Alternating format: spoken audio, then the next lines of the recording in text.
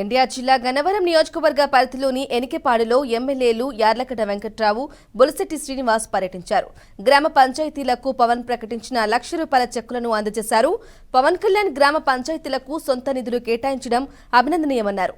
గత ఏడాది చంద్రబాబు అరెస్ట్ అయ్యారని గుర్తు చేశారు. దీంతో ఏపీకి వస్తున్న పవన్ ను పోలీసులు ఆపేశారన్నారు. అయినా పవన్ వీరుడా పోరాడారని కొనియాడారు.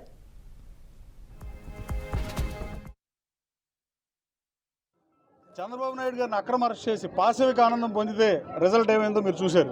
అలాగే ఇప్పుడు 11 మంది శాసనసభ్యులు గెలిస్తే ఎన్డీఏ కూటమిలోని ఎమ్మెల్యేలు పెద్దలు వాసు గారు కానీ, చిత్తూరు కానీ, ఏ జిల్లా ఆ జిల్లా లేకుండా అందరు శాసనసభ్యులు, మంత్రులు ప్రతి వాటికి పనిచేస్తున్న పరిస్థితి. మాకు బాధ్యతతో కూడిన అధికారం ఇచ్చారని ఎన్డీఏ భావిస్తుంది. ముఖ్యంగా ఈరోజు పవన్ కళ్యాణ్ గారు వైసీపీ వ్యతిరేక ఓటును చేయలేమని కానీ, ఆ తర్వాత చంద్రబాబు నాయుడు గారు అక్రమ అరెస్ట్ అప్పుడు సంఘీభావం ఇక్కడ ప్రకటించినప్పుడు కానీ, జైలు దగ్గర బయట ఏమాత్రం మాట్లాడలేకుండా, పొత్తులు మాడుకోకుండా బయటకు వచ్చి నేను కలిసి ఎన్నికలకు వెళ్తామని పొత్తు ప్రకటించినందుకు కానీ, తర్వాత బీజేపీతో పొత్తు ఏర్పడిన తర్వాత సీట్లు తగ్గించుకున్నందుకు కానీ పవన్ కళ్యాణ్ గారికి హ్యాట్సాప్ చెప్తున్నా. అలాగే మరోసారి ఉప ముఖ్యమంత్రిగా, ఈ రాష్ట్ర పంచాయతీరాజ్ శాఖ మంత్రిగా పంచాయతీ నిధులు కాకుండా తన సొంత నిధుల్ని ఫ్లడ్ ఎఫెక్టెడ్ అయిన 400 పంచాయతీల్లో తలో ₹1,00,000 ఇచ్చినందుకు మనస్ఫూర్తిగా ఆయన ధన్యవాదాలు తెలియజేస్తున్నాను. పాత ప్రభుత్వంలో ఉన్నప్పుడు ముఖ్యమంత్రి ప్రజల డబ్బుని సొంత పాకెట్లో వాడుకున్న సందర్భం మనం చూసాం. ఇప్పుడున్నటువంటి చంద్రబాబు నాయుడు గారు కానీ, పవన్ కళ్యాణ్ గారు కానీ వాళ్ళ సొంత డబ్బుని తీసుకొచ్చి ప్రజలు పెడుతున్న విషయాన్ని మీరు గమనించవలసిందిగా నేను కోరుతా ఉన్నా.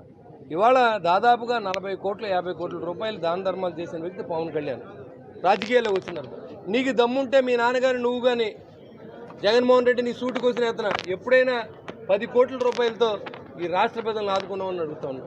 కనీసం ₹1,00,000 ఇవాళ అనౌన్స్ చేసిన తర్వాత ఈరోజు కూడా సీఎం గారి నిధికి మీరు ఇవ్వలేదు. కాబట్టి ఇవాళ రాబోయే ఈ విపత్తు నుంచి ప్రజలను కాపాడే వరకు, ప్రజల కష్టాలు తీరే వరకు మేమందరూ కూడా కూటమి ఎమ్మెల్యేలు కానీ, ముఖ్యమంత్రి గారు కానీ, అదేవిధంగా అధికారులు కానీ ఎక్కడ కూడా నిద్రపోకుండా ప్రజలకి సేవకులుగా మీరు ఏదైతే గెలిపించారో మాకు బాధ్యతగా, ఆ గెలుపుని మీకోసమే పనిచేస్తామని చెప్పి కూడా మీకు తెలియజేస్తా ఉన్నా. మా సొంత డబ్బుని మీకోసం ఖర్చు పెడతాం. గత ప్రభుత్వం మీ డబ్బుని వాళ్ళ జేబులో తీసుకున్న సందర్భాన్ని మీరు ఒకసారి గమనించండి.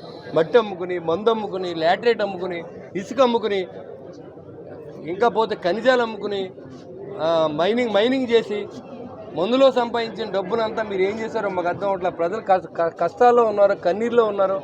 వాళ్ళందరినీ ఆదుకుంటాకి మీరు మానేసి శవరాజకీయం చేసినటువంటి పరిస్థితి జగన్మోహన్ రెడ్డిలో కనపడుతూ ఉంది.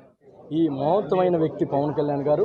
ఎందుకంటే పంచాయతీలు బాగుంటే పల్లెలు బాగుంటాయనే మంచి ఆలోచనతో, పంచాయతీల మీద ఉన్న ఆయన ప్రేమతో ఆయన ఇలాంటి టైంలో పంచాయతీలకు అండగా ఉండాలి. ఈ వైసీపీ ప్రభుత్వం వల్ల పంచాయతీలో బ్లీచింగ్ పౌడర్ కొనుక్కుంటా కూడా డబ్బులు లేని పరిస్థితి, అక్కడ ఎంప్లాయీస్కి కూడా జీతాలు ఇవ్వలేని పరిస్థితిలో పంచాయతీలు ఉన్నాయి. ఆ పంచాయతీలను ఆదుకోవాలని ఆయన పంచాయతీ శాఖ మంత్రిగా ఈ 400 పంచాయతీలకి ఆయన సొంత నిధులు ఇవ్వడం జరిగింది. దేశ చరిత్రలో ఎవరు కూడా వాళ్ళ శాఖకు సంబంధించిన మంత్రులు ₹1,00,000 కూడా ఇచ్చిన దాఖలాలు లేవు. ఈరోజు ప్రపంచవ్యాప్తంగా చూస్తూ ఉంటే రాజకీయాలు భిన్నంగా మరి పవన్ కళ్యాణ్ గారు సొంత డబ్బులను ఖర్చు పెడుతూ ఈ పంచాయతీలను ఆదుకునే విధానం చూస్తూ ఉంటే చాలా గర్వంగా ఉంది.